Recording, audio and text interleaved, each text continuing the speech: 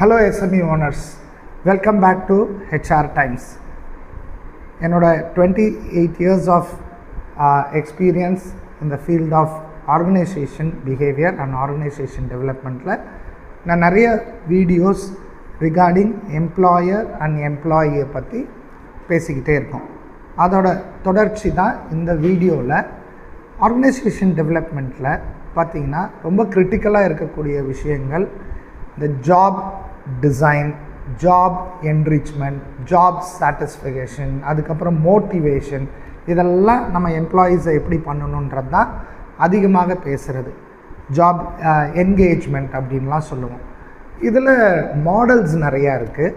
அதில் one of the best model எனக்கு படித்து இதுலேயும் ப்ராக்டிஸ் பண்ணதுலேயும் பார்த்திங்கன்னா ஹாக்மேன் அண்ட் ஓல்ட்ஹாம் அப்படின்ற மாடல் வந்து ரொம்ப சிம்பிளாகவும் ஒரு கிளாரிட்டி யாருக்கு கொடுக்கும்னா ஒரு எம்ப்ளாயருக்கு கொடுக்கும். ஆஸ் அன் எம்ப்ளாயராக எனக்கு அந்த கிளாரிட்டி இருந்தால் தான் ஒரு வேலை நான் உருவாக்குறேன். ஆர் அதை தான் நம்ம என்ன சொல்கிறோம், ஜாப் டிசைன், ஜேடி அப்படின்னு நம்ம சொல்கிறோம், ஜாப் டிஸ்கிரிப்ஷன் அப்படின்லாம் சொல்கிறோம். அப்போ ஒரு ஜாப் இது தான் இருக்க போகுது, அதுக்கு தான் நான் வேலைக்கெல்லாம் எடுக்கிறேன் அப்படின்னா அதில் முக்கியமான ஒரு 5 விஷயங்கள் பார்க்கணுன்னு சொல்கிறோம். ஏன்னா எண்ட் ஆஃப் த டே ஒருத்தரை வேலைக்கு எடுத்துட்டு அதுக்கப்புறம் அவர் மோட்டிவேட்டடாக வேலை செய்யணும், பர்ஃபார்மன்ஸ் அதில் வந்து அடையணும். அப்படி அடையும் பொழுது தான் நம்மளுக்கும் அவருக்கும் பெனிஃபிட் இருக்க போகுது end of the day. So அப்போ என்னென்ன அந்த 5 விஷயங்கள் அப்படின்னு பார்த்தா, ஃபஸ்ட்டு நம்ம சொல்கிறது skill variety.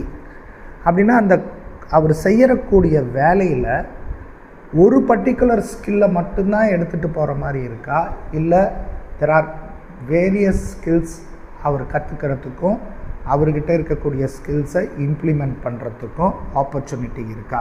So this is call skill variety அப்படின்னு சொல்லுவோம். அடுத்தது பார்த்திங்கன்னா டாஸ்க் ஐடென்டிட்டின்னு. டாஸ்க் ஐடென்டிட்டியில் அந்த ஜாபை கம்ப்ளீட் பண்ணுறதுக்கு, முழுசாக கம்ப்ளீட் பண்ணுறதுக்கு from the beginning to the end வரைக்கும் அவர் என்ன செய்யணும், அதில் என்ன அவுட்கம் இருக்கும், அந்த அவுட்கம்மை எப்படி அவரே புரிஞ்சு செய்யணுன்றத கிளாரிட்டி இருக்கா. That is called task identity. ஏன்னா ஒரு ஜாபில் ஒரு டாஸ்க் இருக்காது, தெர் ஆர் மல்டிப்புள் டாஸ்க் இருக்க வாய்ப்பு இருக்குது. அப்போ அந்த மல்டிப்புள் டாஸ்க் இருக்குன்னா அந்த மல்டிப்புள் டாஸ்கோட பிகினிங் டு எண்டு அந்த ஹோல் ப்ராசஸை செய்யறதுக்கான விஷயங்கள், அதிகாரங்கள், அவருக்கு எவ்வளோ தூரம் அதுக்கு பவர் இருக்குது, அதுக்கு ரிசோர்ஸ் மெட்டீரியல் இருக்கா அப்படின்றதெல்லாம் இதில் அடங்கக்கூடிய ஒரு விஷயம். ஸோ இது 2வது. 3வது டாஸ்க் சிக்னிஃபிகன்ஸ்.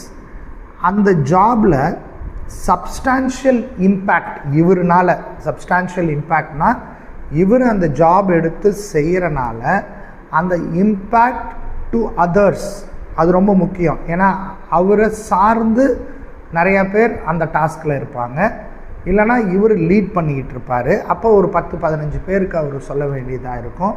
அப்போ அந்த outcome and impact on others which is very important.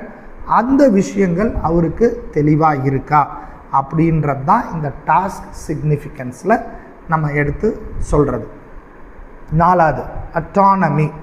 அட்டானமின்றது ஒரு எம்ப்ளாயியை நம்ம சேர்த்தனோடனே அவருக்கு எவ்வளோ ஃப்ரீடம் இருக்குது, இண்டிபெண்டன்ஸ் இருக்குது, அப்புறம் ஷெட்யூலிங் ஆஃப் ஒர்க்கு, அந்த ஒர்க்கை ஸ்டார்டிங்லேருந்து எண்டு வரைக்கும் பிளான் பண்ணி கம்ப்ளீட் பண்ணுற அந்த ப்ரொசீஜரல் ஆஸ்பெக்ட்ஸ் எல்லாம் அவருக்கு கிளாரிட்டியாக தெரியுதா, அவர் செய்கிறதுக்கான அந்த ஸ்கில்ஸ் இருக்கா, அதுக்கு நீங்கள் அந்த அட்டானமி கொடுத்துருக்கீங்களா, எந்த அளவுக்கு அப்போ கொடுத்துருக்கப்படுது, இந்த கிளாரிட்டி இருக்கான்னு பார்க்கணும்.